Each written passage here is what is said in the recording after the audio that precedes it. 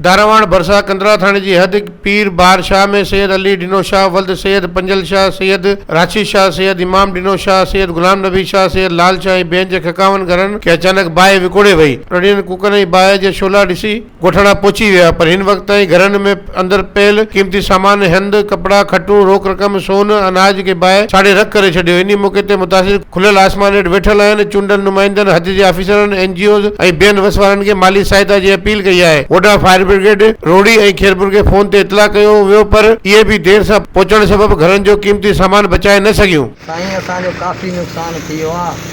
सैयद ग़रीब वीचारा ऐं उन्हनि जो 30-40 मण अन्न सड़ियो आहे, छपरा सड़िया आहिनि, घरेलू सामान बि सड़ियो आहे ऐं भूं हुयो 80 मण खनि उहो सड़ियो आहे। नुक़सानु काफ़ी थियो आहे ऐं असां हद जे सैयदनि खे अपील था कयूं त असांखे जेको आहे त माली मदद कई वञे। ग़रीब सैयद ऐं सम्झो त हिन में महिरबानी कई वञे।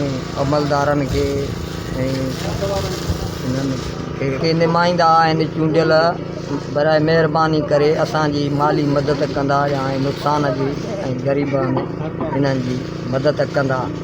ऑफिसरनि खे बि अर्ज़ु आई हुई, महिरबानी कंदा। मज़ीद खबरों और तफसीलात के लिए विजिट करें हमारी वेबसाइट www.awamiNewsHD.com।